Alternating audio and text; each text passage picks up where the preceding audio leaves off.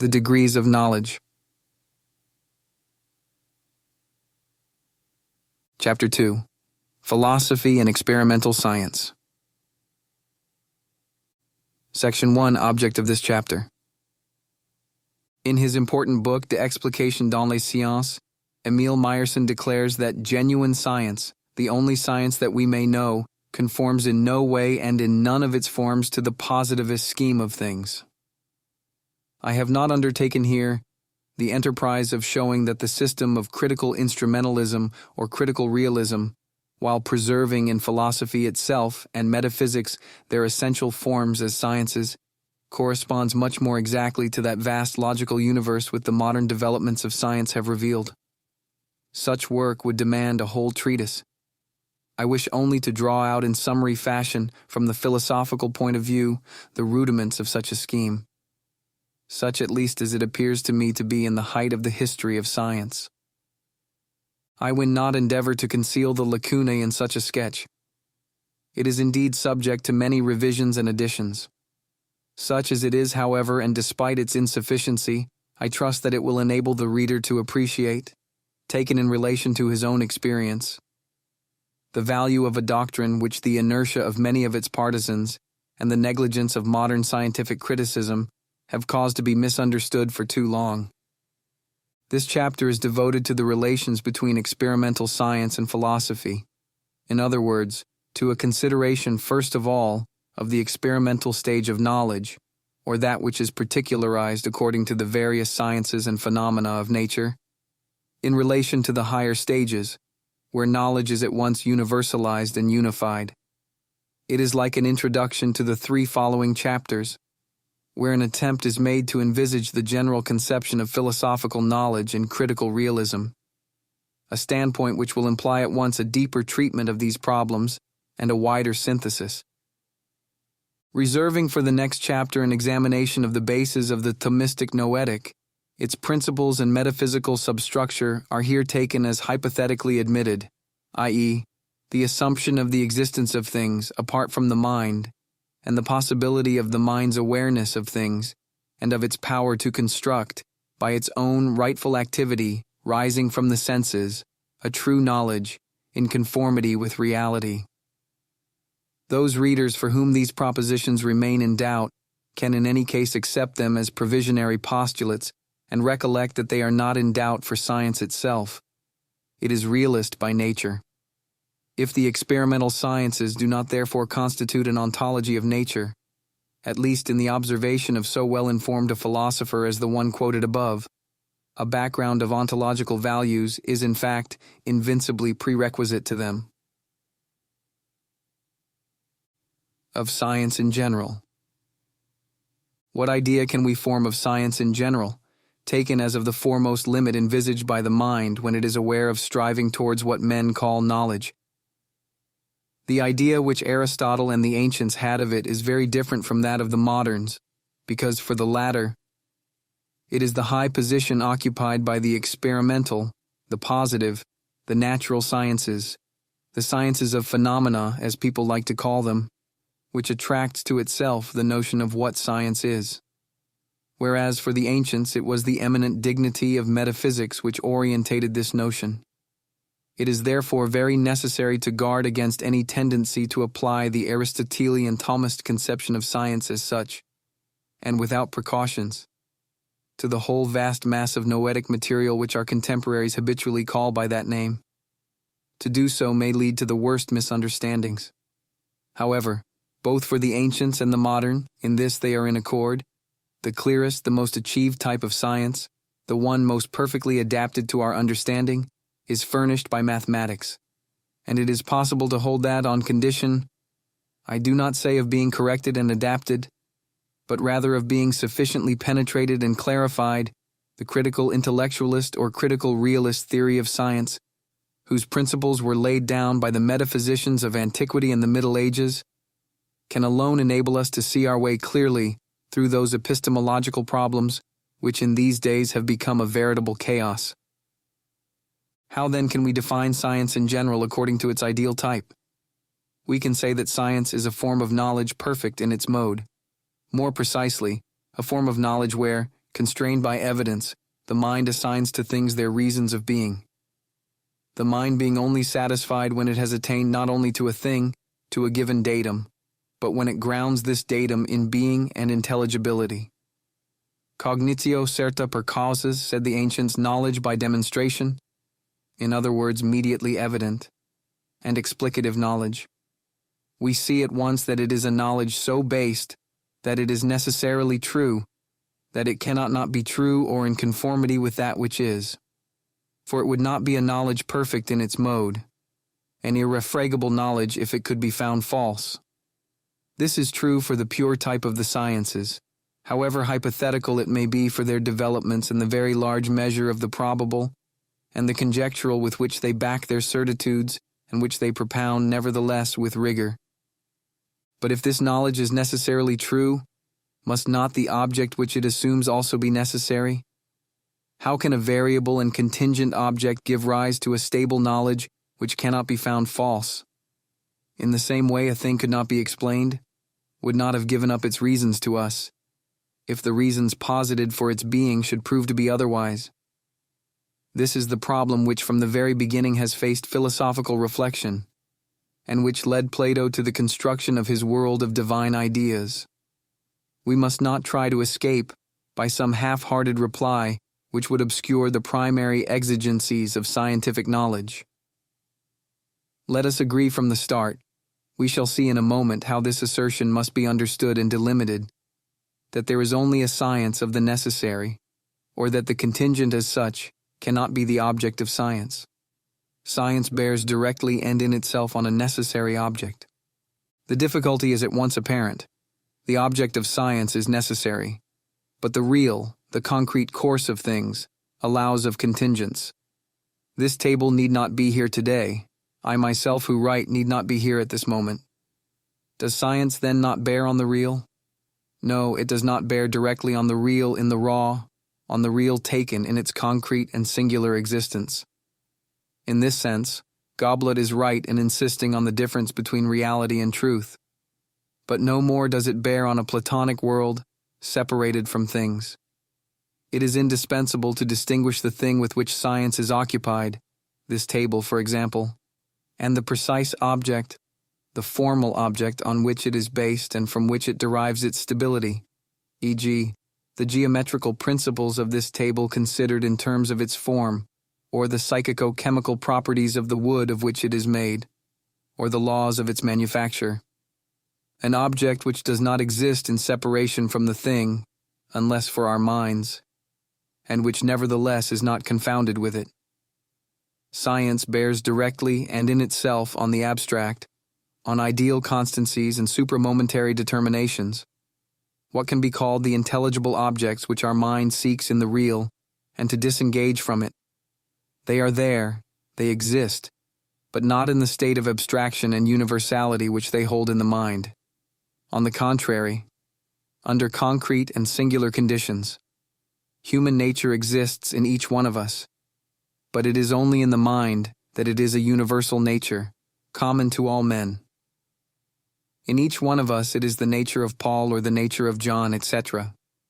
It should be observed that scientific law always only expresses, more or less directly, more or less distorted, the properties or the exigencies of a certain ontological indivisible, which in itself does not fall under the ken of the senses, is not observable, and which remains for the natural sciences an X, which is nevertheless indispensable, and which is none other than what philosophy designates by the name of nature or essence. By virtue of the ontology, or spontaneous philosophy, immanent in our reason, we know in advance that the complex of phenomena or of relations chosen as an object of observation has its support on such natures or essences, such an ontological X. The experimental sciences do not penetrate to these essences in their intelligible constitution, and even the question of knowing whether the more or less provisional and unstable categories which they construct, and on which they work in the course of their reasoning corresponds exactly to them, remains often decidedly doubtful. Nevertheless, the raison d'être, for the necessity of the stable relations among the elements chosen by the mind from phenomena formulated by the sciences, and on which they construct their foundations, resides exactly in these presupposed ontological non-observables. The necessity of these laws comes from the fact that they are concerned rightly, and in the end with essences or natures, and that these essences or natures are the ground of intelligible necessities. For every nature or essence, by its intrinsic constitution, necessarily possesses such properties, as the diagonal of the square is incommensurable with the side, or tends necessarily to produce a given determined effect in given conditions, as heat causes the expansion of solids. What is rightly meant by the law of the expansions of solids by heat? Does it mean that, in some concrete case, the expansion of a certain piece of iron placed above a certain flame is a necessary and inevitable thing? No, that particular flame might not have been lighted. That piece of iron might not have been placed there. It might have been protected by some insulator, cooled by some current of water, etc. What the law means is that a solid, an abstract object which I consider in this piece of iron, holds in the secrets of its nature something unknown, at least in the present sphere of my observation, which perhaps someday experience will oblige me to make more precise, which necessarily and immutably causes it to expand, according to certain specific coefficients under the action of heat, an abstract object which I consider in this flame, and which I can define, thanks to a difference in certain pointer readings. It goes without saying that I need not realize these abstractions as such. Heat could rather appear to me as the kinetic energy of a multitude of molecules moving about in disorder, in such a way that on the corpuscular scale, the law in question becomes a statistical one, only enunciating the stability of the resultant average. But if the essence or nature with its determinatio ad unum so recoils, and perhaps ad infinitum, from the gaze of the scientist, it does not for all that disappear from the field of the real. Absolute hazard is a contradiction in terms. An intersection not predetermined by predeterminations presupposes predetermination. To know at what age one does according to such and such a percentage, an actuary only relies on statistics and the law of the greatest numbers. But behind this law and behind statistics, there is the nature of the human body, and the nature of all manner of physical, moral, and social things, in the midst of which that body is placed and to the accidents of whose action it is subject. Chance only gives rise to fixed numbers because there are originally predetermined elements which are not by chance among which it can play. If the primary laws or specific determinations are substitutions for natures or essences not attained in themselves, statistical laws are substitutions at two removes and presuppose, like the others, that these natures are the final bases of the stability of knowledge. To the question, why does the necessity of laws, the objects of science, not extend to every particular event which happens here on earth? It is therefore necessary to reply, because the world of existence in act and of concrete reality is not the world of pure intelligible necessities. These essences or natures are certainly contained in existing reality, whence they, or their substitutes, are drawn by our minds, but not in a pure state. Every existing thing has its nature or essence, but the existential position of things is not implied by their nature, and events occur among them which in themselves are not derived from these natures, and which no one nature essentially implies. Existent reality is thus composed of nature and the adventitious. That is why there is a meaning in time, and its duration constitutes irreversible history, for history implies these two elements. A world of pure natures does not change with time. Platonic archetypes have no history, and a world of pure chance would lack any orientation. A thermodynamic equilibrium has no history. Necessity and contingents. We see, therefore, that the true notion of abstraction and of the universal gives us the explanation for which we sought.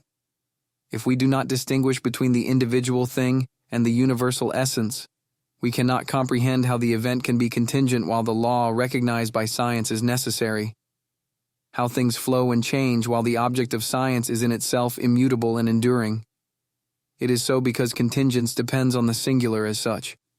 And in fact, in the visible world, on matter, the principle of individualization, while science is based not on the singular as such, but on universal natures which are realized in the singular, and which the mind draws from the singular by abstraction. Science deals with things but with things, thanks to abstraction as part, whether this is clearly perceived or blindly grasped, of the universal natures which are realized in things and the necessities proper to those natures. And this, and not the flux of the singular, constitutes its object. Contingence is rightly concerned with singular events, and it is only according to the reasons of universal natures that the necessities recognized by science apply to singular things. This is why the necessary laws of science do not essentially affect every singular event in the course of nature. A workman has cut this stone into a cube. Being a cube, it must necessarily have the geometric properties of a cube. But it might have been cut otherwise. This bridge has been faultily constructed because the engineer calculated the resistances badly, or the materials were bad because the contractor cheated the state. It is fated that, because of the natures of iron and of stone, one day the bridge will collapse. But the miscalculations of the engineer or the lack of honesty in the contractor, or that a prudent inspector might not have given orders for its repair, or that such and such a pedestrian should be crossing at the moment of the accident, all these things are entirely independent of any natural necessity and belong to the contingent. These contingencies of the singular escape the grasp of science. These necessities of the universal are the proper object of its grasp. Thus, the universality of the object of knowledge is the condition of its necessity, in itself, the condition of perfect knowledge or science.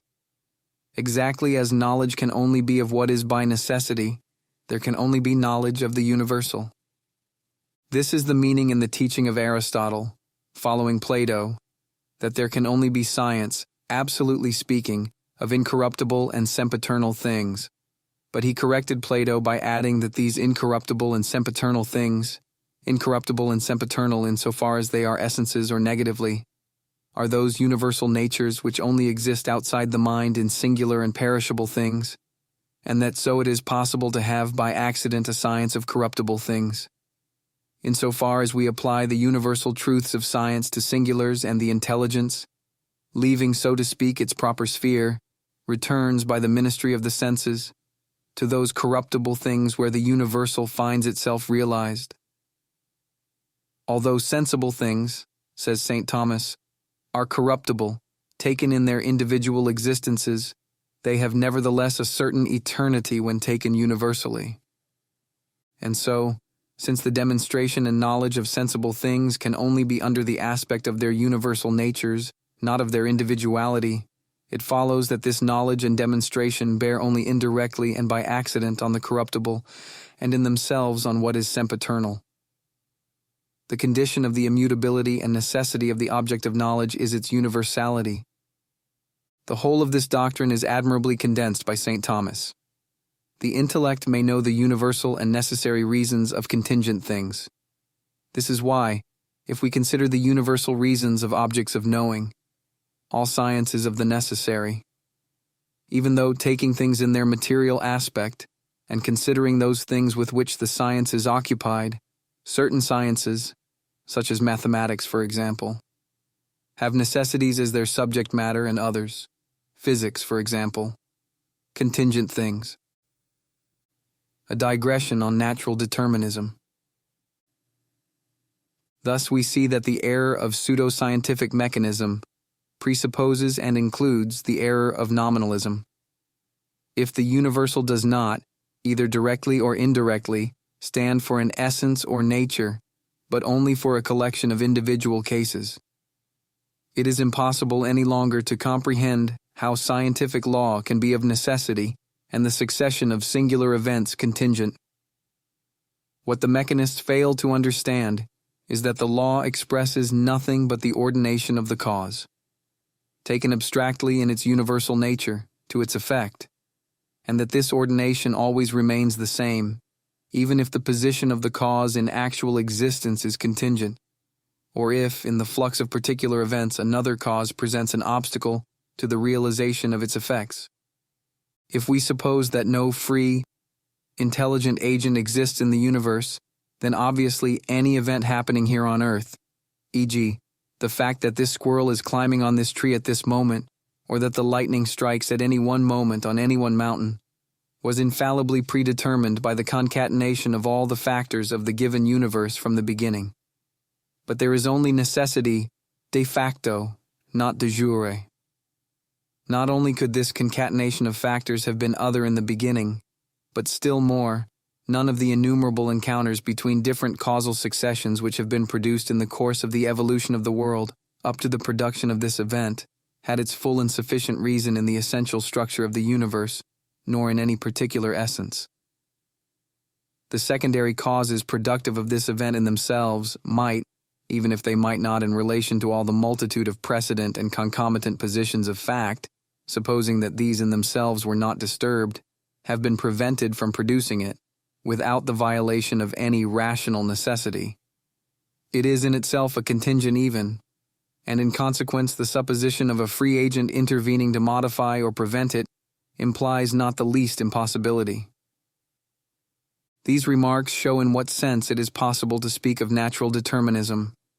This expression is legitimate if it is understood as meaning that every cause in nature is necessarily determined, or by its essence to an effect, which can in fact be lacking if the cause is not posited or other causes intervene, and that such necessary determinations are the object of the sciences of nature, or rather their basic foundation. For the more they free themselves from ontology in their texture, the more they also become remote from causality in the philosophical sense of the word. Point 2. But it is erroneous and a pure fit of stupidity to say that science presupposes the universal determinism of nature, if what is meant is that all events which take place in nature are rendered inevitable and necessary the moment nature herself is posited, and that such a universal necessity is the object of science, which should therefore deal with all individual happenings in the world, whereas on the contrary, taken as such, it is exactly those things which by nature evade its grasp. It is curious to observe how a man like Fichte, for example, was led to construct his theory of science and the immense and fragile fabric of his metaphysic of liberty, in no small degree by the desire for an escape from this universal determinism, when a more rigorous critique of it would have sufficed to show him that it was only a troublesome idea and only presented a pseudo-problem. One could make the same melancholy comment on the philosophy of Renouvier, and more generally, on the greater part of the modern systems which have sprung from Kantianism. The Aristotelian Thomist conception, on the contrary, by showing how in the course of singular events contingence is reconciled with the necessity of the laws recognized by science, enables us to see how it is possible to integrate into nature the liberty which is proper to spirits, which as such do not make part of the sensible and corporeal world, but which nevertheless have in that world their field of action. Another digression: how do we attain to essences? Let me finish off one digression in order to begin another. I have spoken of natures and essences. Does this imply that in my eyes the primary intellectual operation, abstraction, allows us to penetrate at the first shot to the essence of things by its intrinsic constitution? That it is sufficient to form an idea of fire, or better, of ignition, to penetrate at once the ontological secret of combustion? That would be chemistry without tears, with a vengeance. A similar reproach forms the basis of the criticism directed by several contemporary philosophers against what one of the more serious of them has christened pre-Cartesian thought. It is humiliating enough even to have need to reply, for the charge comes in part from the flaws of a decadent scholasticism, in part from a superficial reading of some elementary exposition, and most of all from a remarkable ignorance of philosophical tradition.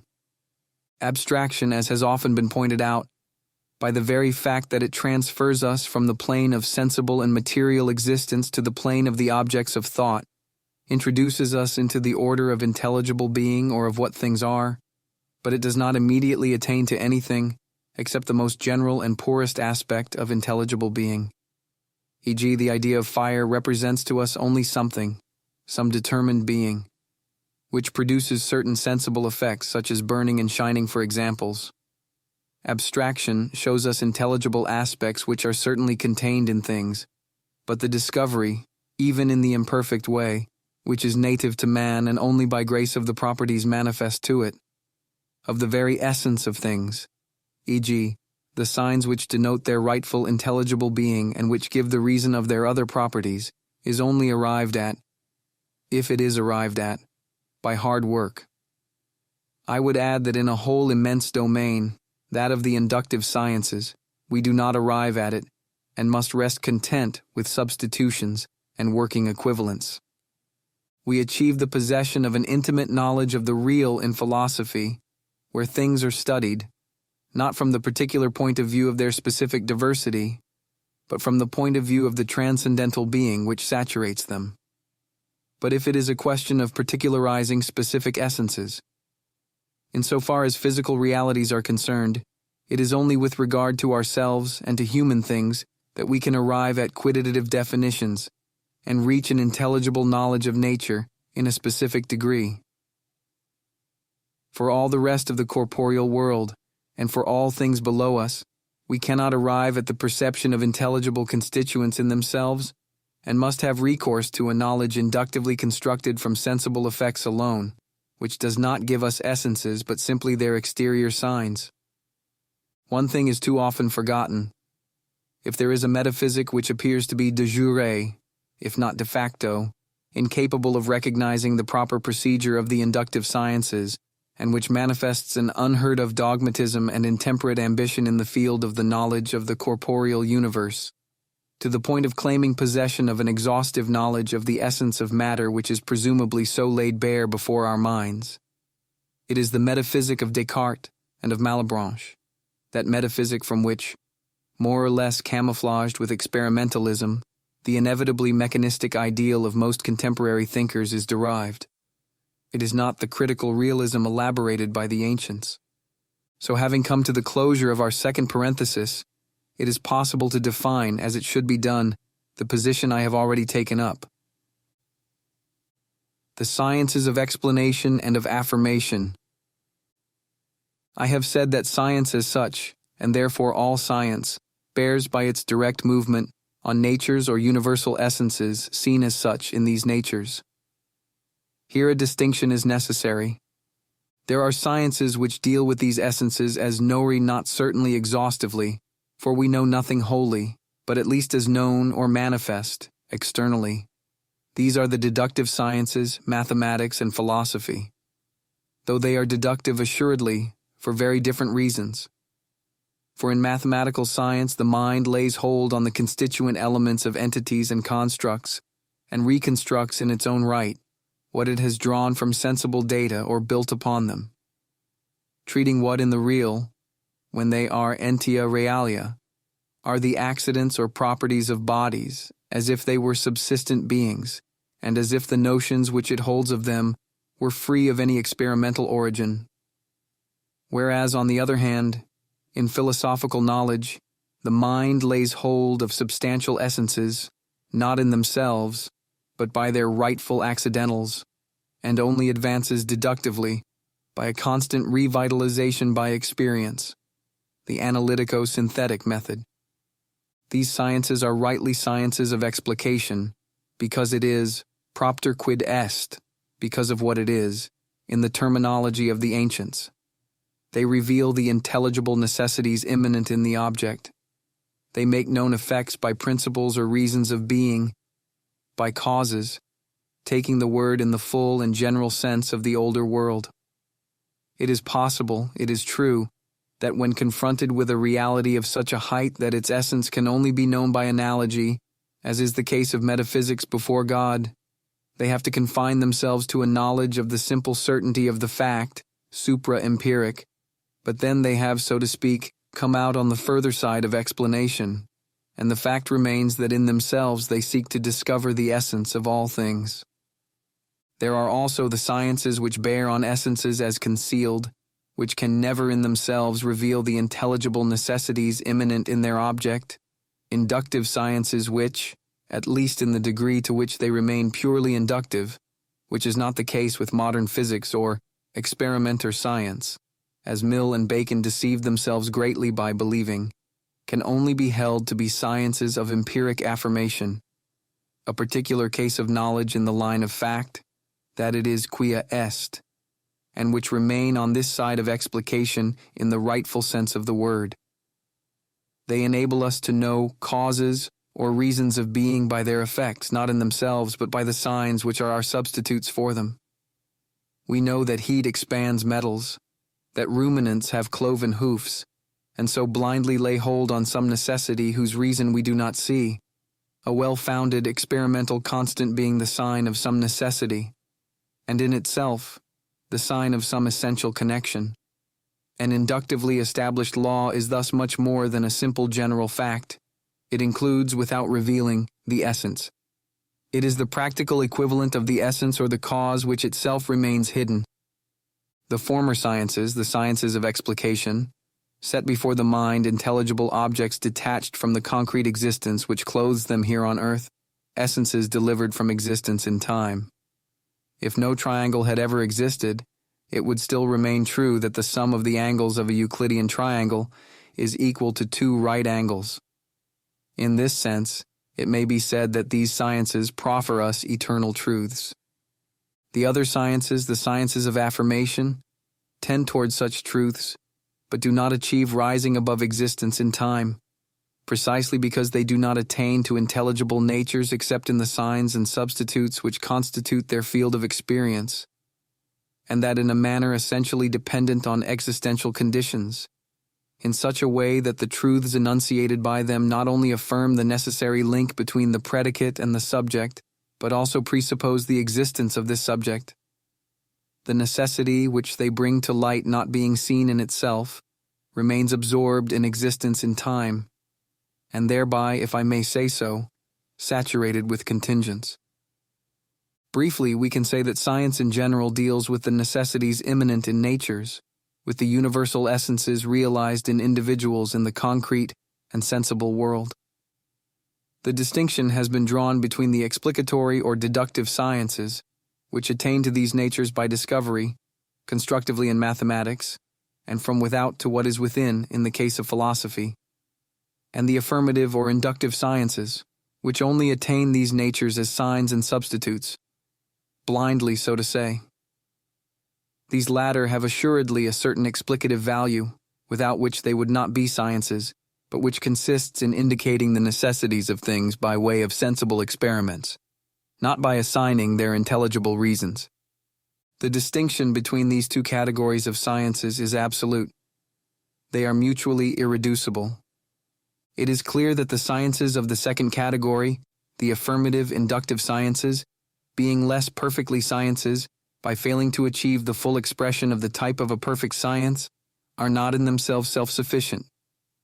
They reach out by nature towards the sciences of the first category, the sciences of explication in the full sense of the word, the deductive sciences. They are indeed high necessity subject to their attraction. In virtue of their very nature as sciences, they inevitably tend to rationalize themselves, to become more perfectly explanatory, in other words, to approximate to a deductive type, and in that degree to become subject to the regulation of a discipline properly belonging to such a type, either philosophical or mathematical. It is an important fact which we must never allow ourselves to forget. Let us now endeavor to enter further into the domain of the sciences in order to discover their essential divisions and their hierarchy. For this, it is necessary to consider the various degrees of intelligibility of the objects of knowledge. If it is remembered that what philosophers call matter, the existent non-being of Plato, is in the last analysis nothing other than the ontological source of relative unintelligibility, or in modern terms, irrationality, which affects the very substance of natural things, and signifies, so to speak, the distance which separates them from the intelligibility and pure act proper to uncreated being. we shall at once understand the fundamental thesis put forward so powerfully by St. Thomas. Intelligibility goes with non-materiality. It is therefore by the diverse modes or degrees in which the objects of thought, discovered in things by the operations of the intellect, are freed from matter that it becomes possible to establish the essential divisions of science. It is only on these essential divisions that I shall concentrate, without consequently making any claim to enter into the detail of their subdivision and classification. More, I shall only consider the speculative, leaving on one side the moral sciences which, being concerned with the practical order and proceeding, in a composite manner, to the point of the concrete determinations of an action, belong to an entirely different division of epistemology. Section 2. The 3 degrees of abstraction.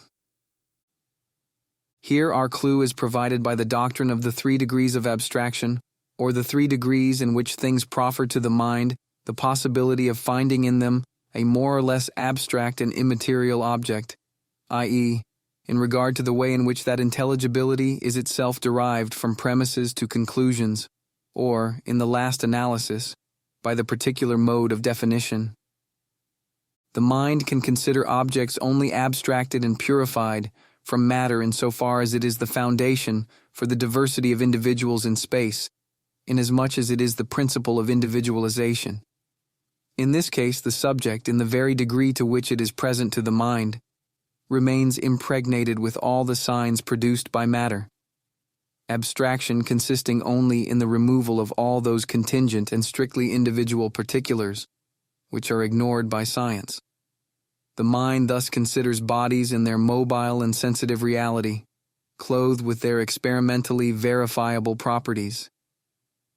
Such an object cannot exist without matter and the qualities which are bound up with it, nor can it be conceived without it. This is the great dominion of what the ancients called physical, the knowledge of sensory nature. It is the first degree of abstraction. But the mind can also consider objects abstracted and purified from matter, insofar as it is the general ground of the sensible properties, whether active or passive, of bodies. In this case, it considers only one property which it detaches from bodies, what remains when all the sensible is removed, quantity, number, and extension taken as such, an object of thought which cannot exist without sensible matter, but which can be conceived without it. E.g., nothing sensible or experimental enters into the definition of an ellipse or a square root. This is the great kingdom of Mathematica, the knowledge of quantity as such, in its rightful relations of order and measurement. This is the 2nd degree of abstraction. Finally, the mind can consider abstract objects from which matter has been entirely eliminated, where nothing remains of things but the being with which they are saturated, being as such and its laws. Objects of thought which not only can be conceived without matter, but which can even exist without it, which may never have existed in material form at all, such as God and pure spirits, or which may equally exist in material and immaterial things, such as substance, quality, act and potency, beauty, goodness, etc. This is the great kingdom of metaphysical, the knowledge of what is beyond sensible nature, or of being as being. This is the 3rd degree of abstraction. It must here be pointed out, on the authority of Cajetan and John of St. Thomas, that these 3 degrees of abstraction apply to the form of abstraction called by the scholastics abstractio formalis.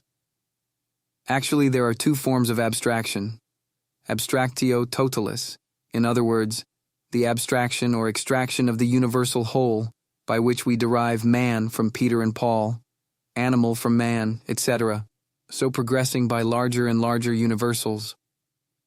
This form of abstraction, whereby the mind rises above all simply animal knowledge of the singular perceived by the sense hae et nunc, and which commences in reality with the most general and indeterminate notions, is at the bottom of all human ways of knowing. It is common to all the sciences, all science advancing from this order towards greater determination, seeking, so to say, to bind up its object in the notion proper to it, not as obscured by a more or less common or floating one. But there is a 2nd form of abstraction, abstractio formalis, the abstraction or extraction of the intelligible type, by which we separate the formal reasons and essence of an object of knowledge from contingent and material data. It is by the degrees of this abstractio formalis that speculative sciences differ from one another, the objects of the higher science presenting the form or regulative type for the objects of the inferior. Doubtless the objects of metaphysics are more universal than those of physics, but it is not in that form, as more general notions on the same plane, that the metaphysician considers them. It is as forms or intelligible types on a higher plane, as an object of knowledge of a specifically superior nature and intelligibility, and of which he acquires a rightfully scientific knowledge by means which are absolutely transcendent to those of the physicist or the mathematician. If it is permissible to make use of figurative language, one could say that the work of the intelligence could be compared to an immaterial magic, from the flux of singular and contingent things apprehended by the senses. The first glance of the intelligence evokes the world of corporeal substances and their properties. A second glance evokes another universe, the ideal world of extension and number. A third, yet another different world, the world of being as being and of all the transcendental perfections common to both bodies and spirits, where, as in a mirror, we may attain to purely spiritual realities and the principle itself of all reality. How then are we to classify those sciences which I just now entitled sciences of affirmation, which do not achieve the discovery of the natures seen by them? It is obvious that they belong to the lowest degree of abstraction. They form part of physica. More, we can now distinguish in physica two classes of sciences, which represent its extreme limits. These sciences of affirmation, primarily inductive sciences, which we can call the empiric sciences of sensible nature, and a science of corporeal being which is rightly explanatory, the philosophy of sensible nature. In further definition, we may observe that, though all our concepts are resolved in being, which is the first object attained, in confuso, by intellectual apprehension, the concepts of metaphysics are resolved in being as such, ansut sic. Those of mathematics in that form of being, detached from the real, which is ideal quantity, and those of physica in mobile or sensitive being, ans sensibile. But for the philosophy of nature it is necessary, in the phrase ans sensibile, to put the accent on ens. An explicatory science, it discovers the nature and the reasons of being of its object. And if it is true that the nature of substances inferior to man is not accessible to our discovery in its specific diversity, it is necessary to say that the proper object of the philosophy of nature does not extend to this specific diversity of bodies, nor to the multitude of their phenomena, and is only constituted by transcendental being, insofar as it is determined and particularized by the corporeal world of the mobile and the sensitive. We see by this two things. First, that the philosophy of nature, despite the essential difference of order which divides them, has a certain continuity with metaphysics, and is by this superior to mathematics. Secondly, that though philosophy certainly gives rise to a deductive science of corporeal being, it is unable to produce a deductive science of natural phenomena. For the empiric science of nature, on the other hand, in the phrase ans sensibile, sensible being, the accent must be put not on ens, but on sensibile. It is the sensible in itself, in the visible as itself, in observable determinations in themselves, that it tends to resolve all its concepts, at least in the degree to which it tends to make itself an autonomous science of phenomena. Then all definitions, e.g., that of a geosynclinal or a verbal blindness, are taken in reference to variable sensible affirmations, describing something presented by such definitely determined and observable properties. In the same way, empiric science tends to build up for itself a conceptual vocabulary, totally independent of that of those sciences which, like natural philosophy and metaphysics, determine their definitions with regard to intelligible being. Diagram of the sciences. To assist in the consideration of a matter at once so complex and so abstract, I have drawn out a diagram of the points dealt with hitherto. The following points are particularly noticeable. 1.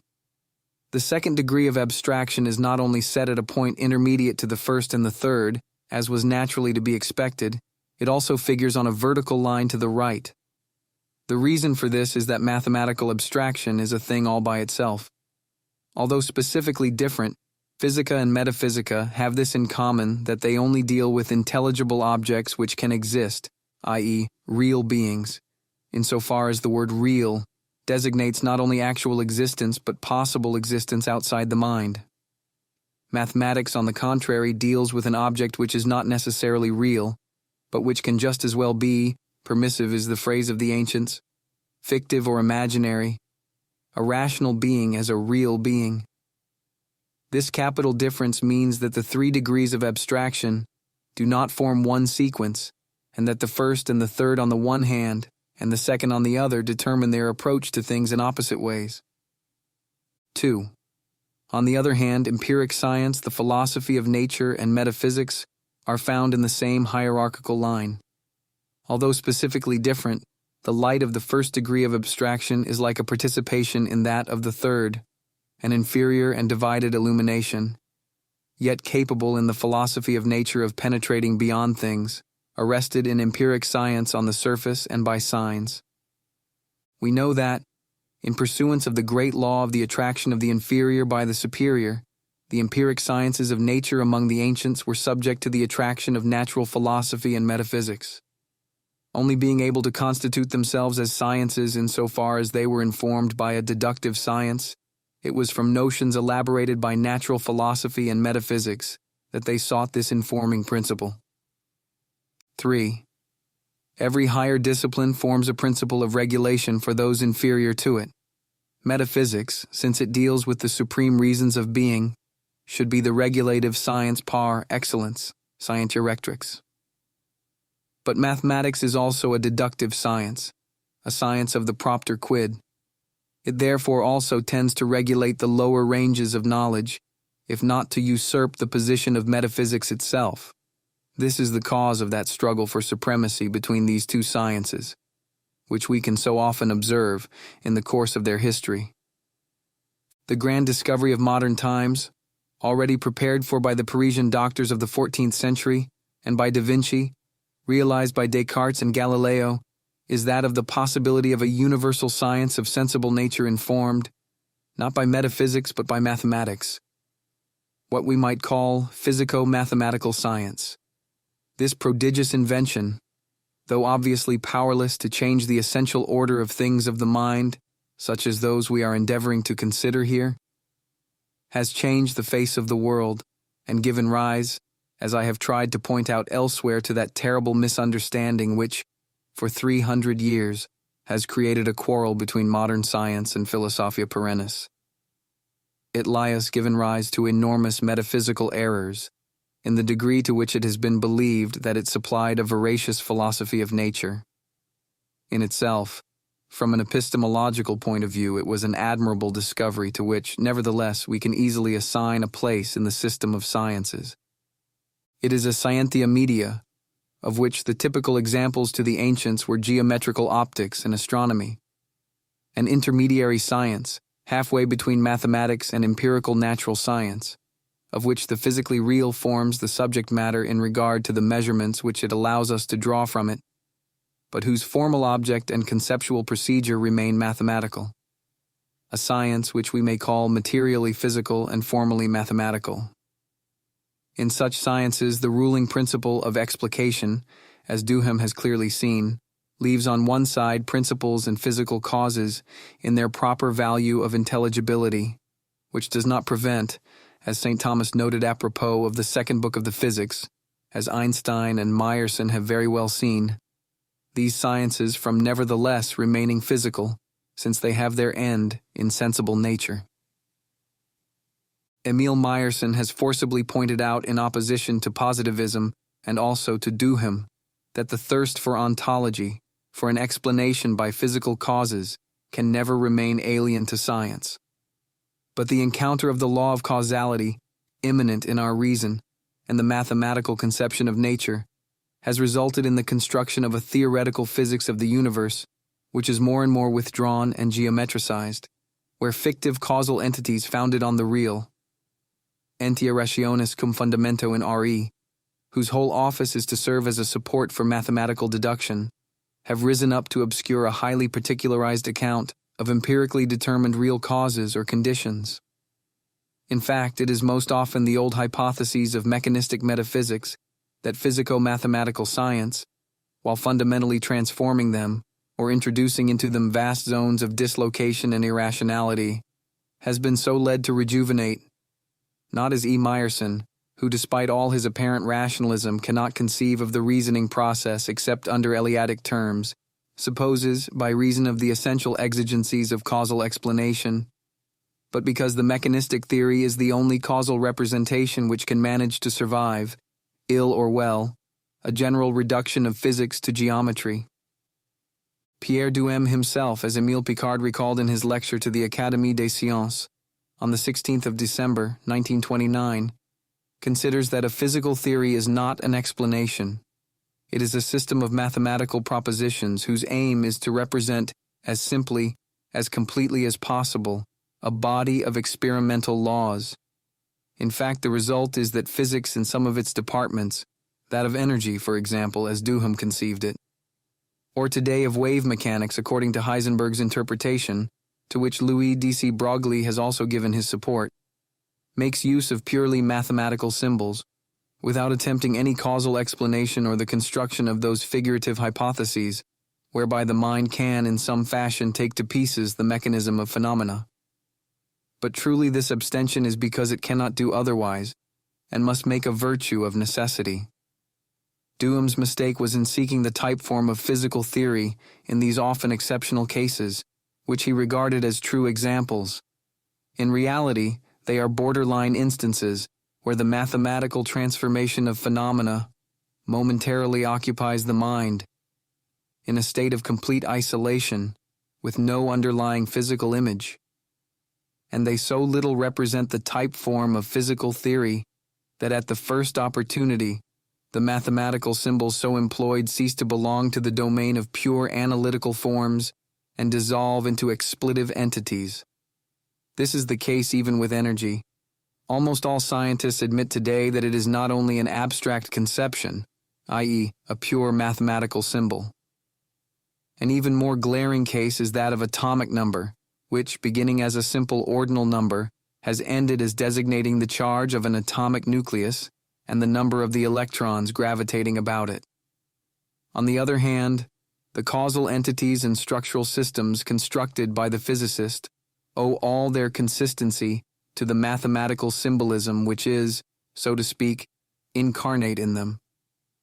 Thus, the interpenetration of mathematics and entitative representations appears to be essential to physico-mathematical knowledge, from which it follows that, in the words of Émile Picard, these quarrels of the schools seem very far off, and the two points of view are strangely mingled in the work of present-day scholars. I would rather say that they had become one. Duhem's too rarefied conception moreover annihilated the primary heuristic stimulants without which physics cannot exist. These explanations appeared to be necessary to avoid serious misunderstandings, but let us now return to the main theme. 5. With the physico-mathematical scientia media, materially physical and formally mathematical, a science of phenomena as such becomes possible. No longer a science of sensible nature which sought to find willy-nilly in phenomena those intelligible commiections which are the stuff of philosophy and which only explain phenomena when they have already transcended them, but a science of sensible nature which applies to the detailed study of phenomena as such, as they are coordinated in space and time, the formal connections of mathematical relations, and which so approximates, thanks to the science of ideal quantity, to that deductive character to which it aspires, and without which it would not be a veracious science. To be at once experimental by its matter, and deductive by its form, but still more in regard to the laws of variation of scale which it brings into play, is then the rightful ideal of modern science, producing as it does both scientific knowledge and a marvelous technical power over nature, but from the point of view of quantity, not that of being, having abandoned the direct search for real causes in order to devote itself to the translation of the measurements of things into a coherent system of equations. We see that physico-mathematical science must be placed in our diagram at an angle between purely empiric science and the philosophy of nature, thus breaking that continuity with which the optimism of the ancients was so pleased. For the latter, it was the philosophy of nature and metaphysics, which, if I may use the phrase, drained off the material of empiric science and infrascientific experience, and tried to approximate it to the level and the nature of science. This I have represented on the diagram by the track of an arrow pointing towards metaphysics. For the moderns, it is mathematics which acts in this way. It is necessary, therefore, to draw an arrow pointing in the exactly contrary direction, whose track represents a break, a sharp, irremediable cut between science and philosophy. The intersection of these two arrows is the symbol of the epistemological drama of our times. The endeavor of the ancients resulted, so far as the science of the phenomena of nature was concerned, in a resounding failure, at least with regard to matter and movement. We may say that they stumbled and were pulled up short by physics, in the modern sense of the word.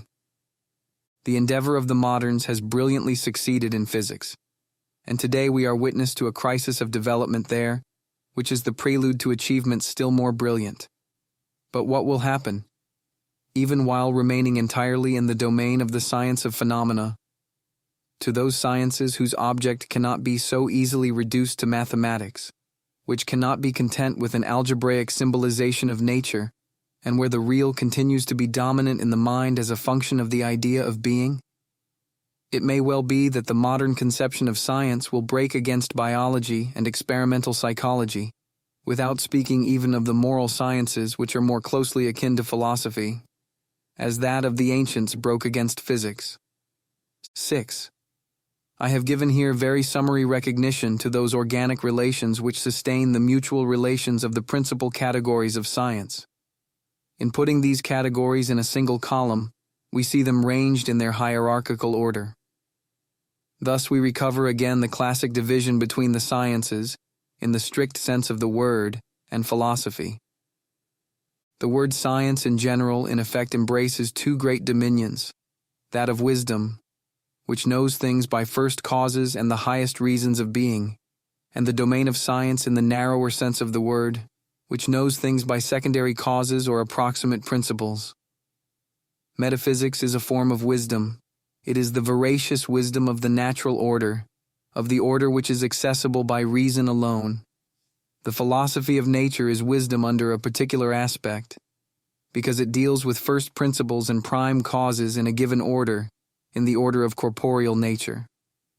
I would add in parenthesis that the study of the ontological basis of mathematics, the philosophy of number and the continuum, returns to the sphere of the philosophy of nature, for mathematical abstraction, not bearing in itself on real being, does not imply wisdom in its own rightful order.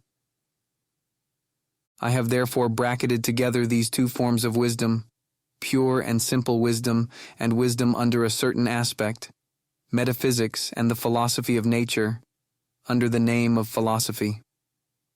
As to the other sciences, mathematics, the physico-mathematical sciences, the experimental sciences or those historical, paleontology, linguistics, etc., sciences which have not yet received, and which will probably never receive the dry light of mathematics into their essential constitution, I have grouped them together under the name of science in the narrow meaning of the word. Section 3, Science and Philosophy. Though it is true that the material object of philosophy and of science can be the same, e.g., the world of bodies, the formal object, that which determines the specific nature of intellectual disciplines, is in the two cases essentially different. In the world of bodies, the scientist studies the laws of phenomena, linking one observed instance to another, and if he seeks for the structure of matter, it is by representing to himself molecules, ions, atoms, etc., in what way and according to what laws the ultimate particles, or the mathematically conceived entities which take their place, from which the edifice is constructed, act within the framework of time and space. The philosopher, on the other hand, seeks for what in fact that matter is, which is so figured, what, as a function of intelligible being, is the nature of corporeal substance, whether it be split up and reconstructed into a spatial or spatio-temporal construction of molecules, ions, atoms, etc., or into protons and electrons associated or unassociated into a series of waves. His problem remains exactly the same. The one goes from the visible to the visible, from the observable to the observable, i.e., observable, at least indirectly. I do not say it is always imaginatively figurable or representable, for the imagination presents things as they appear in our scale of major dimensions, as possible subjects for a complete and continued observation.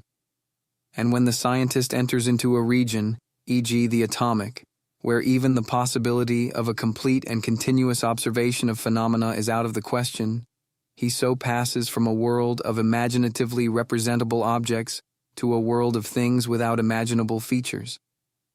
We could say that such a world is indescribable by fault or by privation.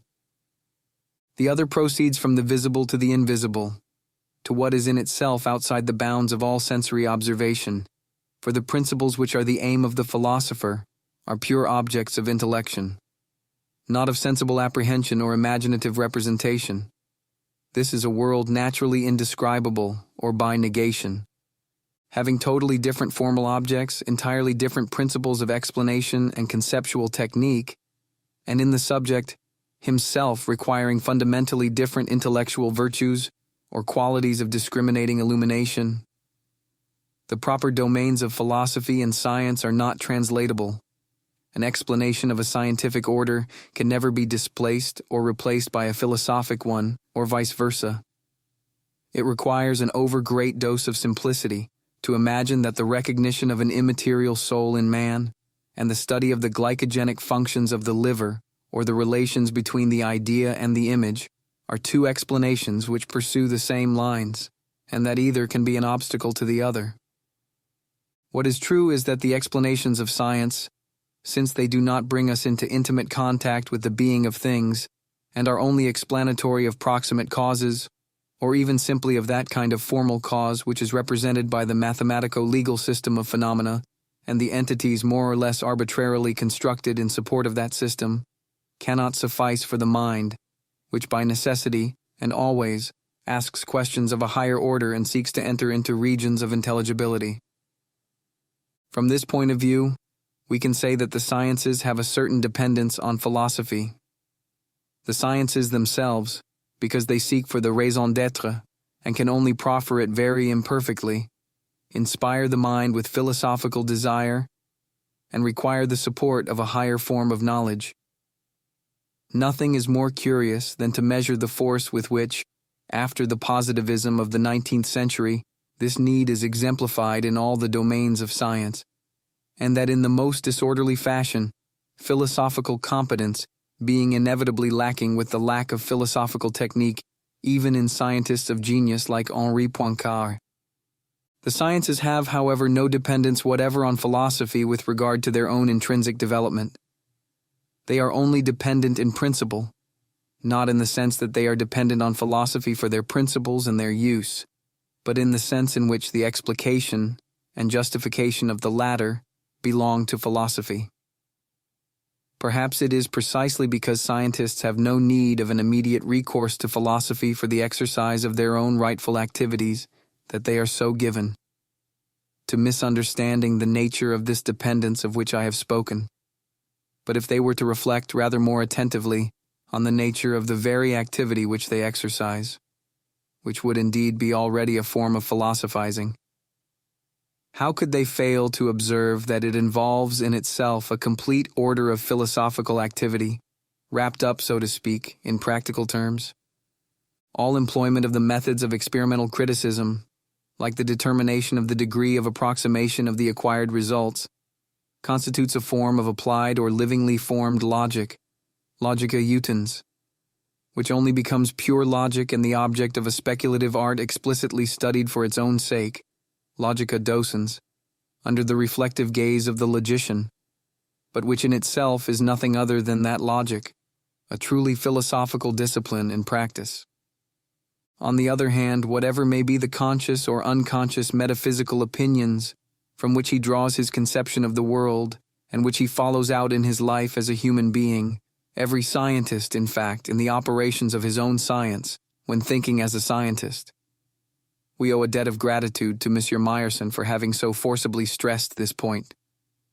Practically affirms, in actu exercito, and with a dogmatism which is the more fearless in the very degree to which it is unconsidered, a number of eminently metaphysical propositions, whether it be a question of the reality of the physical world, of the existence of things apart from the mind, of stable ontological nuclei, or of a substantial X at the base of phenomena. Not only these, but the very question of the possibility of the apprehension of things in our faculties of knowledge.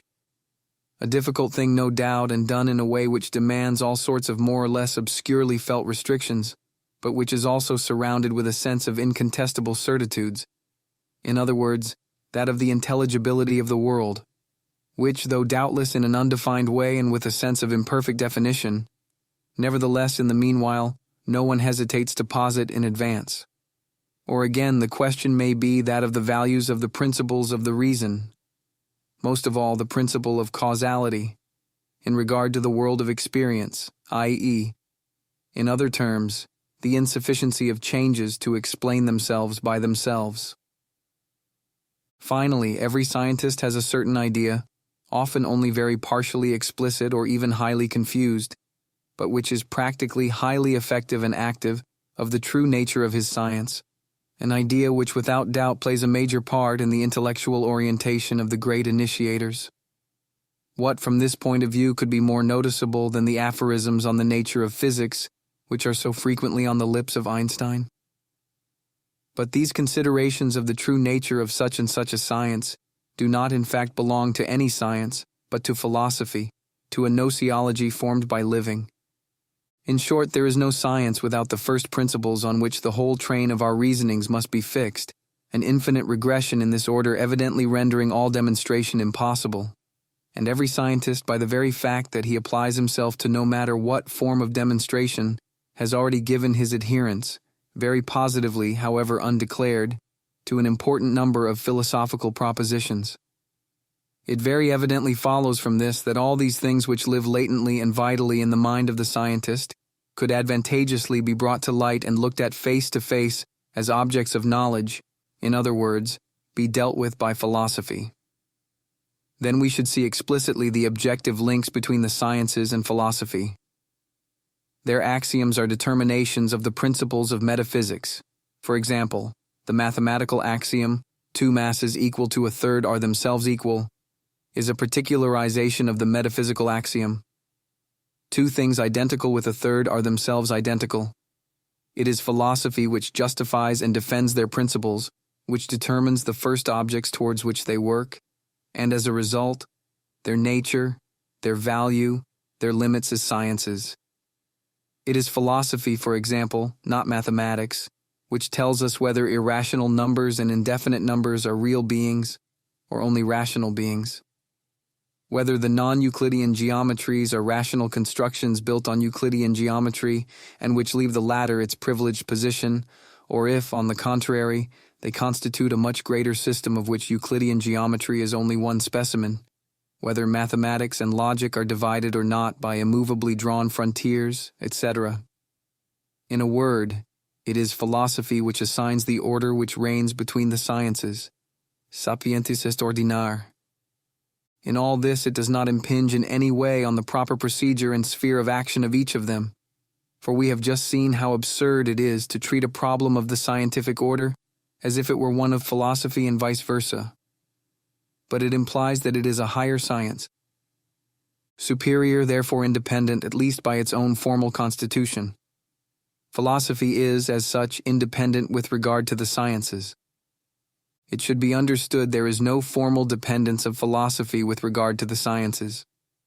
No scientific result, no scientific theory, in short, no science in the exercise of its own proper means, can ever adequately cut the knot of a philosophical problem. For those problems depend both in their origin and their solution on a light which is not in the reach of science. There is, most certainly, a strong material dependence of philosophy on the sciences. To begin with, philosophy is like the culminating point of the hierarchy of knowledge, and as a result comes pedagogically last. And the philosopher, since he judges of the value, the limits and subordinations of the sciences, must evidently know them as they are in the stuff of their proper life. More scientific data are like illustrations which normally serve the philosopher in the exemplification and embodiment of his ideas. Finally, and above all, the progress of science, at least in regard to the facts discovered if not the theories, should normally, above all, in what is concerned with natural philosophy, renew and enrich the matter offered for philosophical explication. Thus, for example, modern discoveries concerning the organic structure of the cell, in particular the embryo and the sexual elements, artificial parthenogenesis, etc., should give a new precision and a greater quality to the way in which the problem of the adduction of the vegetative soul is posed. The new developments in geometry begun by Lobachevsky and Bolyai equally oblige the philosopher to clear up and reorder his notions concerning quantity. But such dependence remains material, and the changes which it induces primarily affect the nature of that imagery, whose importance is so great in his vocabulary, and the halo of associations which have gathered about the actual didactic terms. To imagine that philosophical doctrines need to be radically transformed to fit in with scientific revolutions is as absurd as to suggest that our souls are vitally affected and altered by a variation in the elements of our dietary. Some elucidations on the notion of fact. A question arises here which must be briefly treated, that of the part played by experience and experimental fact with regard to philosophy. The latter, according to St. Thomas, rests on facts. It must accept the facts, begin by an act of humility before the real already made known by the senses, attained by our physical contact with the universe. And the philosophy of nature, differing in this from metaphysics, has not only its origin but the end where it must verify its conclusions in the experience of the senses, although in a way other than that of the experimental sciences. What then is a fact? It is a well-founded existential truth. In existence, a certain group of conceptual objects is posited beside the thing, and this in itself implies that this existence is face-to-face with a mind, a spirit which can lay hold on its objects. A fact which interests human observation is not created by the human mind. It is given. But it is given to semiotic. If it is given, it is because it is received. A stone is not given to a stone. A fact is given to a mind. That is to say, the mind discerns and judges it. To wish to make of this a sure and simple transcription of external reality without any discrimination is a deceptive simplification due to the unconscious materialism of the imagination. Even in the order of the external senses, there is, as St. Thomas said, a judgment by the senses. Sensible perception is itself induced by and presupposes the bringing into action, instinctively or otherwise, of the internal senses or ratio particulars. The discernment of any fact presupposes a judgment either of the senses or of the intellect. On that point, the idealists are certainly right, but they are wrong in thinking that the activity of the mind cannot ask or draw from things information which is at once enunciated by and given to it. Their error is to believe, a gratuitous postulate and in fact quite absurd, that every interpretation, or more exactly every judgment, by our faculties for knowledge is either a deformation or a creation, not a more or less pure and profound assimilating of oneself to the object, a confirmation to what it rightly is. Their other error is a rejection of the primordial values of sensible intuition. It is from this intuition, in one way or another, and even when the fact in question transcends the whole order of the empiric and the sensible, that all existential apprehension originates. It is the same for our experience of our own existence, which is spiritual and non-empiric, but which supposes reflection upon our acts, as for the knowledge of the existence of God, which is established apart from sensible things. In the physical order, or in that of the knowledge of bodily nature, it is by the senses, through a discriminating and critical judgment of the intellect, that the facts are given. To distinguish in that order and in the use made of them in the natural sciences, the category of fact from that of theory, we should not say that the one belongs to the intellect and the other to the senses, which would be far too summary a view, but that the intervention of the intellect, with its natural or artificial resources, we might even say with its knowing devices and most delicate refinements of theory, remains in the former case ordinated to the discernment and formulation of what is furnished to it by the intuition of the senses, while in the latter, with the same resources, to discovering essences and laws and their underlying reasons. Into the complex of things attained by the perception of the senses, the activity of the mind so intervenes, not in order to create, but to discern what interests the observation. And in so much as the moment a science is born, the rightful point of view which characterizes it emerges at the same time as the first facts on which it is based, whether before advancing into a scientific region and there unearthing new facts the mind has already begun to enter and acquired the habit of such science, or whether before crossing the threshold of some particular scientific region, it has already begun to philosophize, already in some measure disengage the notion of being as such from the principles to which it is attached. In that degree, the discernment of which we are speaking will take place at a certain level of abstraction, and in the light of certain principles in regard to which the fact holds its value, a value, that is to say, of knowledge and truth. We may conclude from this that all facts are not of the same rank, that they do not constitute an indistinct crowd without hierarchical arrangement, piled pell-mell in the field of sensible experience for each of the various sciences to come and pick out the particular wares of their desire. Facts in themselves belong to hierarchies of knowledge.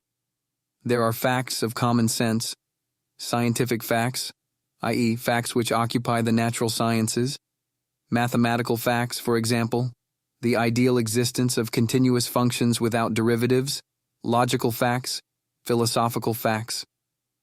Materially speaking, one can say from this that philosophy is experimental and founded on facts. This is true in the sense that experience is not for philosophy, as it is for mathematics, entirely pre-scientific, infrascientific mathematical science being entirely deductive and axiomatic, and apart from imaginative intuition, and those notions which experience alone allows abstraction to form and reconstruct. The method of philosophy, on the contrary, is analytico-synthetic, and just because it deals with real being, rightly capable of existing outside the mind, experimental affirmations form an integral part of philosophic observation as such. But for philosophy, in contradiction to the natural sciences, this is only the material foundation from which it rises to the consideration of essences and the necessities which they imply, by a formal resolution into the first truths in themselves intelligibly known. It only returns to experience, in natural philosophy, to verify deduced conclusions and seek forever fresh material, in metaphysics to take up new points of departure, new analogical material, not to verify conclusions which belong to an entirely immaterial order. For, formally speaking, metaphysics is in no degree an experimental science, but a form of knowledge far more purely rational than mathematics. The structures and method of the principal kinds of knowledge. The foregoing conclusions imply several important consequences in epistemology. Here I can only briefly indicate some of these, most of all in the endeavor to exhibit how rare an instrument of epistemological analysis is offered by the principles of St. Thomas, and to draw attention to one of the characteristic features of his noetic, the order and organic differentiations which it establishes among the sciences, and the care which it takes, unlike many modern systems which exhibit them as all on the same plane, to recognize and respect the structure and particular procedure of each. Let it be remembered that every science is a response to two questions. First, the question and est, if a thing exists. Second, the question quid est, of what nature is it? For mathematics, experience has only a pre-scientific function, in the sense that if we had never seen a ball or a stick, we could not have formed the notion of a circle or of a straight line. If we had never counted on our fingers the parts of a concrete whole, we should never have formed the idea of number.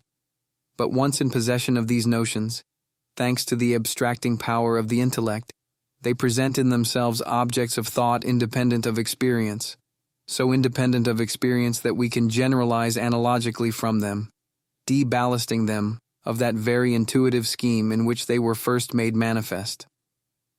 If mathematical entities could only, when they are capable of existing outside the mind, so exist in matter, they could not exist mathematically. The straight line, the circle, the whole number are realized in sensible things, but lose thereby the conditions of ideal purity, which are imposed by the mathematical mode of existence. In the mathematical order, the question in est bears on the ideal, possible, or rational existence of the entity under consideration, and starting from the notion of this entity, once so posited as capable of mathematical existence, the truths which concern it, quid est, are deductively established by means of constructive operations which may apparently play the principal part, but which in fact remain only material. Formally, it is by virtue of the intelligible connections which proceed from mathematical deduction, whether these connections are themselves guided and determined all the time by constructive operations, or are established and justified once for all by the rules of an architecture of signs where the art so determined has only need to be applied. The ancients held that in mathematics the judgment, by which knowledge is achieved, resulted not in the sensible, but in the imaginable. This should not be understood as meaning that each of the established conclusions needs to be directly verified by imaginative intuition, but that they need to be verified by it either directly or analogically, i.e., according to whether they are constructed by intuition or whether they belong to a system of notions, as for example non-Euclidean or Archimedean geometrical entities, itself issuing from a system of constructible notions in the intuition, like the Euclidean entities, and which can find in this system an analogical interpretation.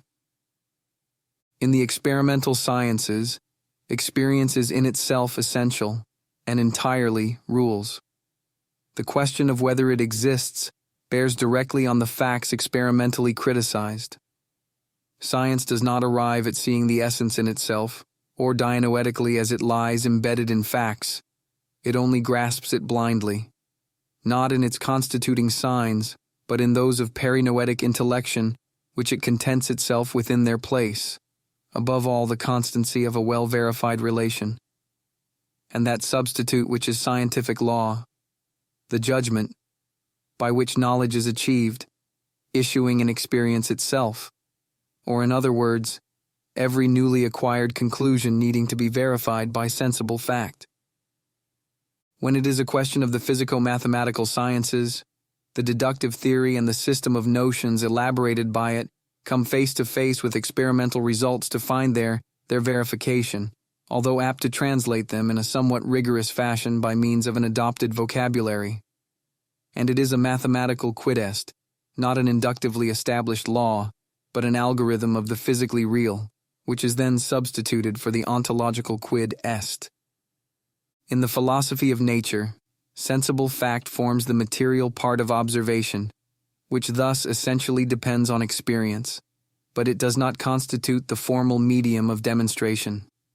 The question of whether it exists bears on the real existence of a nature, which abstraction has been able to raise to a point where it can be considered in itself, for example, the vegetative soul. And starting from this so posited nature, reason establishes its properties by an inductive-deductive alternation, all the while issuing in experience and verifying by sensible facts the conclusions so obtained. Finally, in metaphysics, sensible fact also forms the material part of knowledge, because we only rise to the invisible from the visible, but it does not formally constitute its medium, neither are its conclusions verified by it. The judgment by which knowledge is achieved issues in pure intelligibility.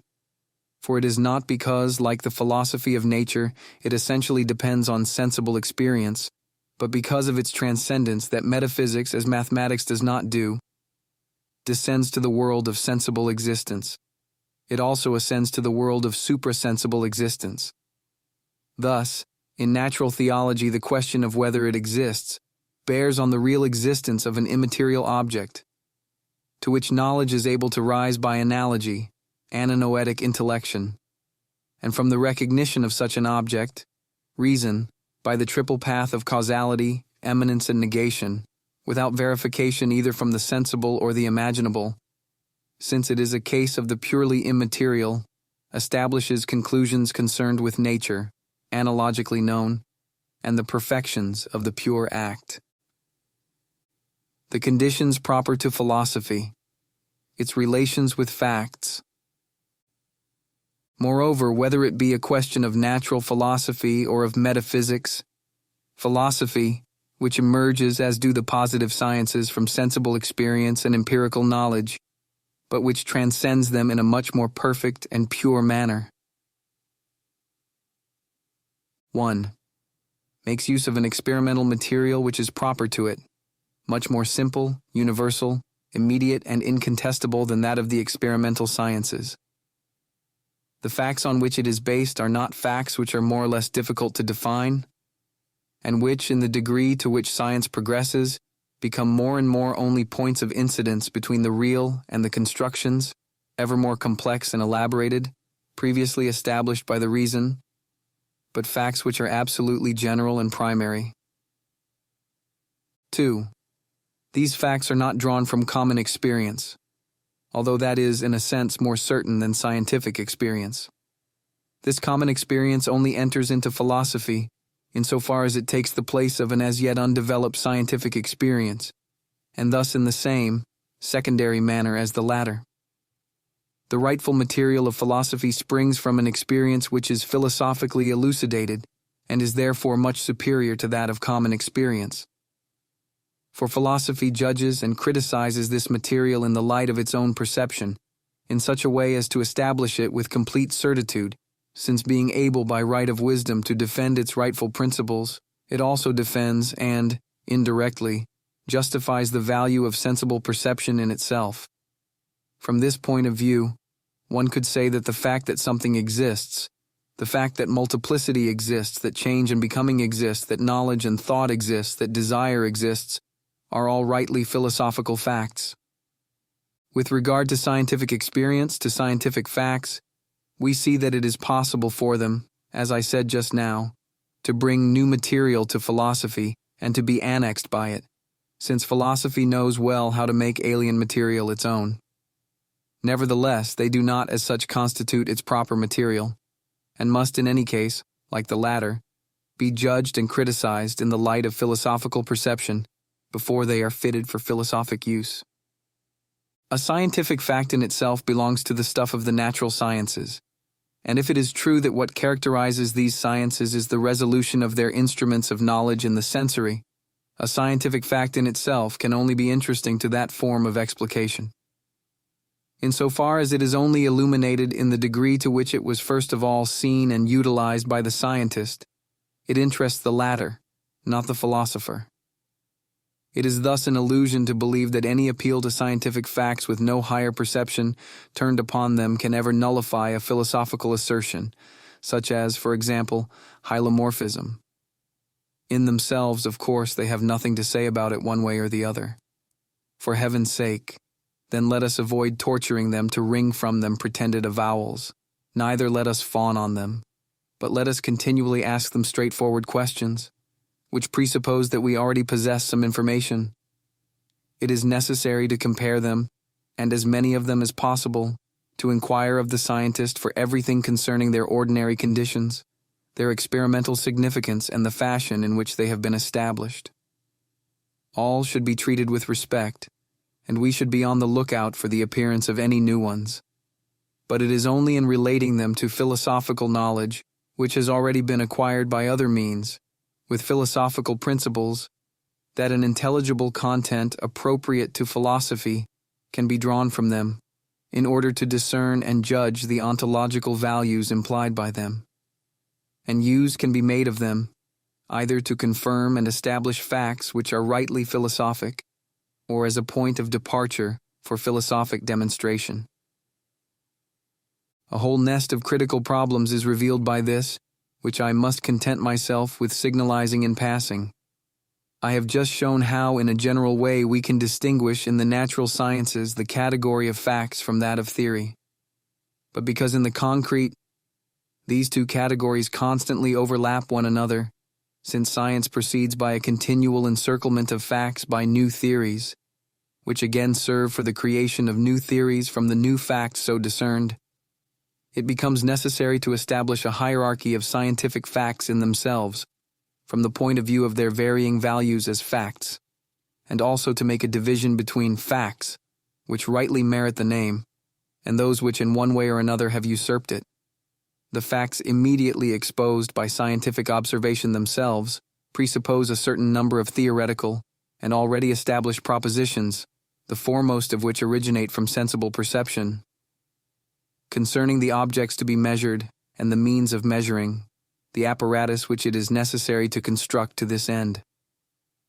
As to the other scientific facts immediately established, they result either from the coincidence of a verifiable datum and a preliminarily constructed system of theory, or from the explication itself when it asserts that it is the only one possible. The need for numerous discriminations is therefore imposed on the philosopher.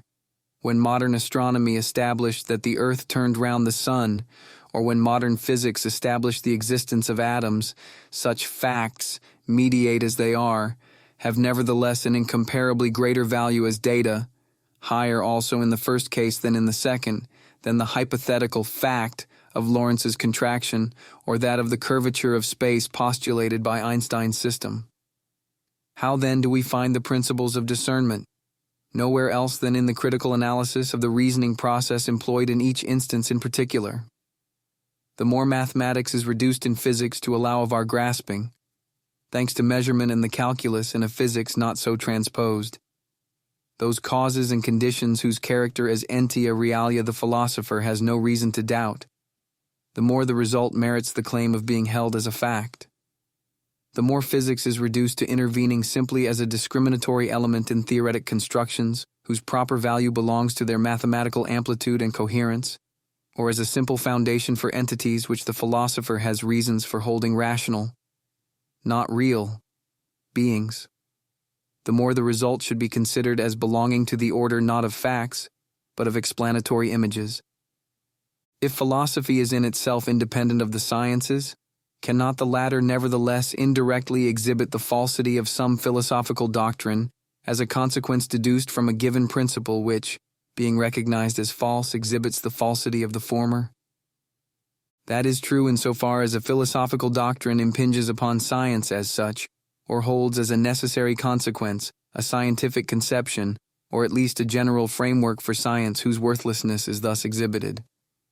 But whatever may be said by certain popular writers, such as those who attribute to the ancients their own casualness in distinguishing intelligibility from topography, either in metaphysics or astronomy, this is not the case when the philosophy of Aristotle is brought back to its authentic principles. On the side of the human subject, we must needs recognize that a too great confidence in the intelligibility of things and in the procedure of the reason, in a region which is not rightly that of philosophy, but of experience, and where essences are not discoverable, had its part, and perhaps a preponderating one, in the errors of antique science. From this point of view, and here I am prepared to go all lengths, we are persuaded that, on the one hand, modern science has done immense service to philosophy in delivering it from the essentially alien burden which had oppressed it for so long, of the necessity for explaining phenomena, and, on the other, if the loss or weakness of the metaphysical spirit is an incalculable misfortune for the general order of intelligence and mortal things, it is also true that the predominance of the metaphysical spirit, unaccompanied by critical rectifications of exceptional vigor, can nullify as though per accidents the particular interests of experimental research. And this accident is a costly one, for experimental research and the smallest advance towards the minutest truth of fact are also a work of the Spirit, and the Spirit brooks no impediment. But on the side of the object, there is no necessary link between the mechanics, physics, and astronomy of the ancients and the natural philosophy of the scholastic tradition. The whole edifice of the experimental science of the ancients could fall in ruins, and this immense wreck has seemed to hurried minds as if it were the ruin of all the ancients had thought. In reality, their metaphysic and their philosophy of nature, in their essential principles as we are able to disengage these in the Thomist synthesis, have been no more affected than the spiritual soul is altered by the dissolution of the body. If the purity of philosophic and metaphysical knowledge has been so delivered from many alien elements, it is evidently as necessary and desirable, once this purification has been performed, to recover, after the interruption of 3 centuries of bankruptcy and misunderstanding, its organic relations with the grand totality, the life, actuality, and activity of the sciences. For the position of a soul without a body here on earth is exceedingly uncomfortable, and the prison of the body is a definite good. As for the modern metaphysical systems, most often in reality, they only represent the oppression of metaphysics by the hypostatized ambitions of the science of the sensory world. Under what conditions this work of integration, which has already been begun at several points, needs to be pursued to be brought to a good end, the notions brought together in this essay may serve as a certain indication.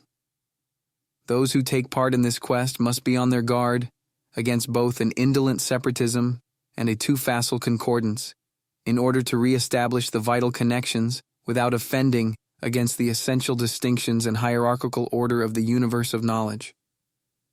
For this end, it seems to me that it is essentially necessary to distinguish clearly between 2 different cases: the case of physico-mathematical science, and the sciences of which it is a type form, and the case of sciences of the biological and psychological type.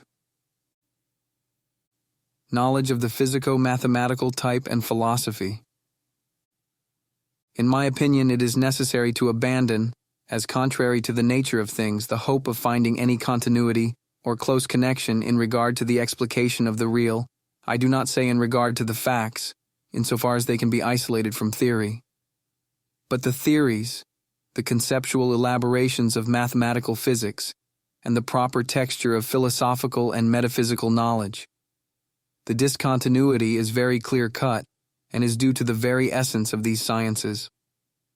Mathematical physics is not a formally physical science.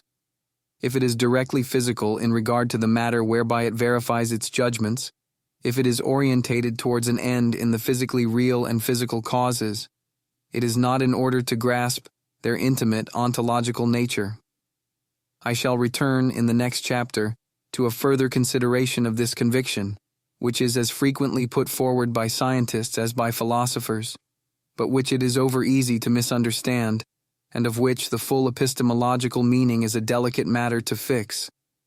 Such as it is, it suffices for our present object. Physics is based upon ontological reality. It is preoccupied with causes. It is because of a passion for the nature of things that it bestirs itself. But it only envisages this ontological reality, these physical causes, from the angle of mathematics.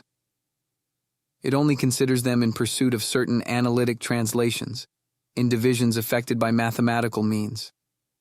It retains of the real only its measurable bearing, the measurements taken of it by our instruments. And it is thanks to these measurements, which are certainly real, that the entities and symbols of mathematical physics have a foundation in reality. But it is in the measurable that it resolves all its concepts, which alone has a meaning for it. And once in possession of its measurements, it essentially lives by weaving between them a web of mathematical relations deductive in form, which constitute its formal object, and which doubtless need to be completed by a certain hypothetical reconstruction of the physically real, but from which it is only asked that their ultimate numerical result should coincide with the measurements of things affected by our instruments. This is no manner of pragmatism. I do not in any sense suggest that in such a science utilitarian success substitutes the truth. in my eyes, a barbarous conception. Like every other science, it only exists to be true, and the definition of truth, conformity between our judgment and the thing, endures for it as for all the others. But in the following sense, a physico-mathematical theory is called true when the coherent system and the fullest possible range of mathematical symbols and explicatory entities which it is able to organize coincides in all its numerical conclusions with the real measurements effected by us, without it being in the least necessary that any physical reality, a certain nature or ontological law in the world of bodies, should precisely correspond with each of the symbols and mathematical entities which are in question. The need for causal physical explanations, which remains imminent in the reason of the physicist issues, in the highest syntheses, in the construction of a certain number of rational entities founded on the real and the production of an image or the shadow of an image, of the world capable of sustaining mathematical deduction. It would therefore be a proof of a very uncritical and truly naive optimism to hope to make any real continuity between the way in which the theories of mathematical physics and of philosophy, which seeks to grasp ontological principles in the very stuff of their reality, affirm their apprehension of things. It is in this sense, as I have tried to show elsewhere, that we must both pay a tribute of admiration to the conceptions introduced by Einstein in the degree to which they create a powerful physico-mathematic synthesis and reprove any pretensions which may be made to give them a rightly philosophical significance. Does this imply the breaking of any organic connections between philosophy and mathematical physics? Certainly not. In the very nature of the order of the explication of things, there is a continuity between the philosophy of nature and mathematical physics. If not in the explicatory theories elaborated by the latter, at least in the degree to which, as I said above, science furnishes philosophy with an immense supply of facts, a gain which endures despite the fluctuations of theory. This is the case with the existence of atoms, which have nothing in common with those of Democritus, a probability which today has grown next door to certitude. I say the existence of atoms, not be it noted the nature and structure attributed to them by science, for these latter are subject to constant alteration and consist in large measure of scientific symbolization.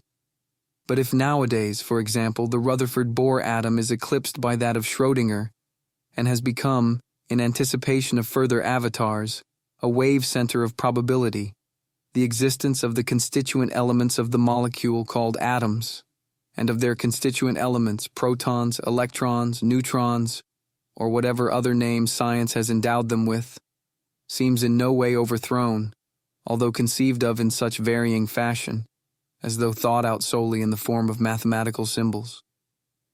On the other hand, in the epistemological order, in that of theories of knowledge, the organic link between physico-mathematics and metaphysics is closer than ever.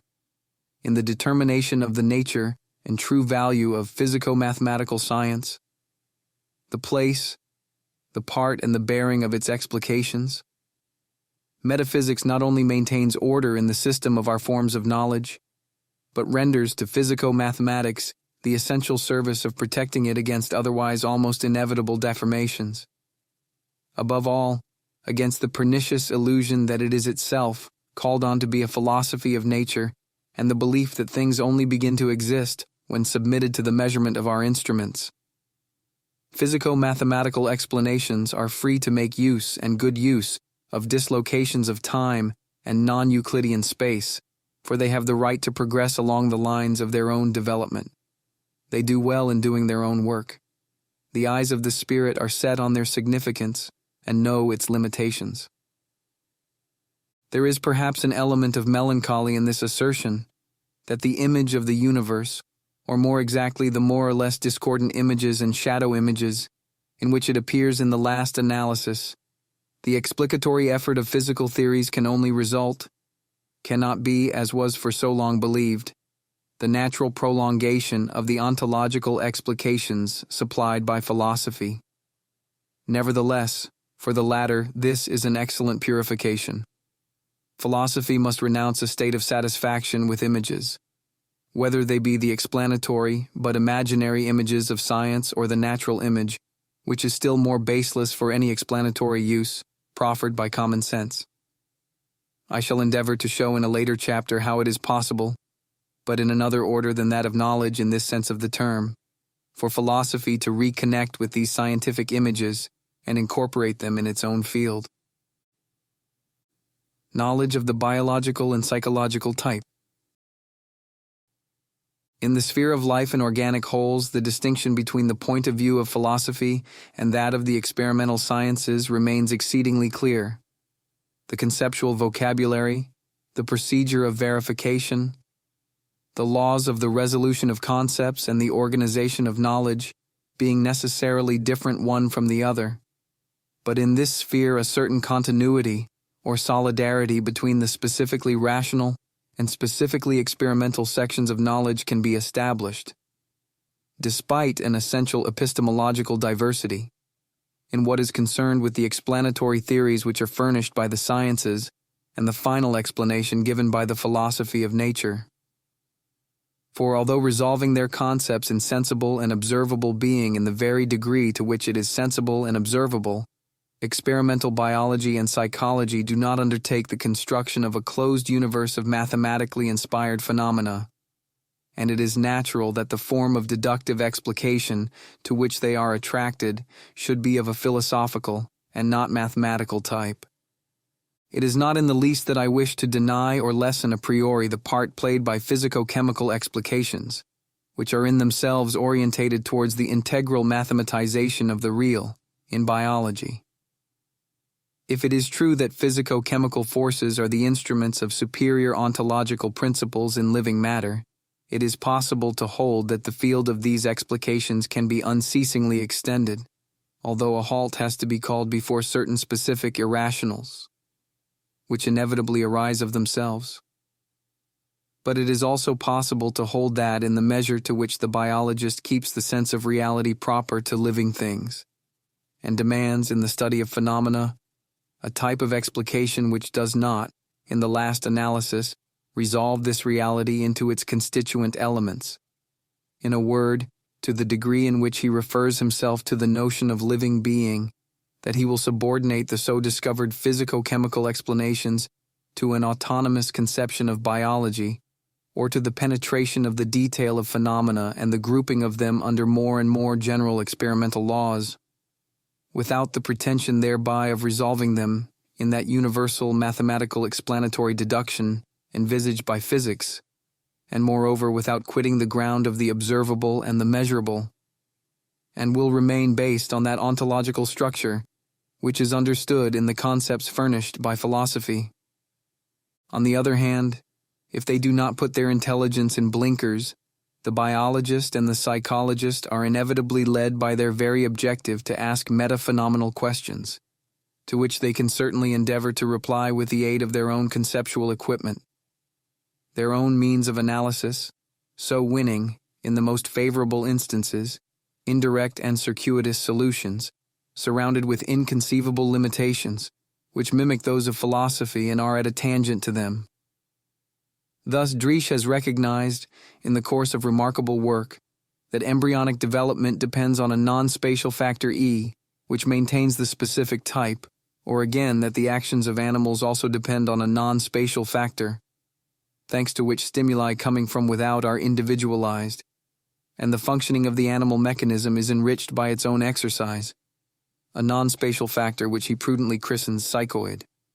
But it is only in making use of the apparatus of philosophy, in becoming themselves philosophers, that they will be able to give a rightful and adequate solution to those supra-experimental problems, which experience itself constrains them to envisage. That they will be able, for one example, to learn the veritable names of a psychoid and factor E. Conclusion. We have the right to hold that Thomist philosophy, rather than any other, is in the position to supply the sciences with the metaphysical framework where they can follow out at ease the necessities of their own proper development, and which will do them no violence. Not only because it is essentially realist and critically justifies the extra-mental reality of things and the value of our faculties of knowledge, which all science implicitly presupposes, but because it guarantees the autonomy, the specific quality of each, and its metaphysical elucidations of the real imply in consequence no necessary systematic deformation despotically imposed upon experience. In fact, the reproach addressed by the misinformed to scholastic philosophy recoils on the modern systems, for it is these systems which derive from systematic prejudices like mechanism or monism, psychophysical parallelism, the Cartesian theory of knowledge, universal evolutionism, etc., which necessarily and as such impose on science such exasperating metaphysical fetters. It is not a question of finding between the Aristotelian Thomist philosophy and the sciences that concordance of detail which we have just rejected, but of affirming rather a concord in general, a good understanding, a natural friendship, of which the very liberty of science, the ease with which it spreads its wings, is the best indication. This is explicitly affirmed by several representatives of the natural sciences, while elsewhere a remarkable renaissance of themes proper to the moral philosophy of St. Thomas is visible among the juridical and moral sciences, which I have not had the space to speak of in this essay. If there is no lack of laborers, if unreasonable prejudices, due most of all, it seems, to a morbid fear of ontological research and of all philosophy directed towards the knowledge of things, as if a philosophy of being could not also be a philosophy of the spirit, do not turn them back from the study of the soul philosophy which claims to confront the universality of extramental reality without claiming in the same stroke to absorb all knowledge into itself. We may hope to see the dawn of a great new scientific period, which will put an end to the misunderstandings engendered in the field of experimental research by the quarrel between Aristotle and Descartes, and where the phenomenological sciences will at last achieve their normative organization, some, especially physics, subject to the attraction of mathematics and following out on those lines the path of their splendid progress, others, especially biology and psychology, subject to the attraction of philosophy and finding there that organic order of which they have such need and the conditions of a development which will be not only material, but rightly worthy of the human mind, a general redistribution which comes from the natural growth of phenomenological science, but which also presupposes, that is clear, the supreme regulative power of metaphysical wisdom. This would be the restitution to the human soul of that divine blessing of intellectual unity which for 3 centuries has been broken. Kant denied to metaphysics the character of a science because for him experience was both the product and the end of science, which creates it by applying to sensible data those necessities which are purely mental forms.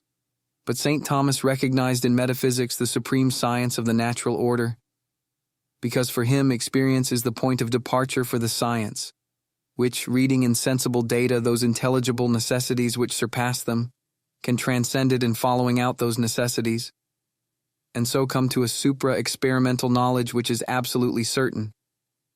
Being is in fact the proper object of the intellect.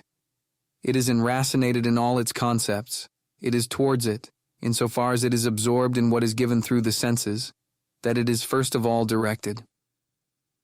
When the intellect disengages this conceptual object to consider it in itself, in the degree to which it is being, it perceives that it is not exhausted by the sensible realities in which it is at first discovered.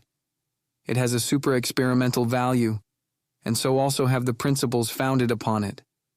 Thus the mind, if I may say so, loops the loop, returning in order to grasp it metaphysically and transcendently to that same being which it was given first of all in its primary intellection of the sensible. And so, because it has in its metaphysical concepts the intellectual perception of objects, such as being and the transcendentals, which can be realized otherwise than in the matter where it perceived them, it can also attain to these objects, without this time directly perceiving them, and as if in the mirror of sensible things, there, where they are realized immaterially, as the facts asserted by the world of experience compel us to infer. The suprasensible cannot be, at least in the natural order, the object of an experimental science. it is nevertheless the object of a science rightfully so called, the science par excellence. For if the universe of being is such, disengaged by the mind when it delivers its objects from all materiality, does not fall under the ken of the senses.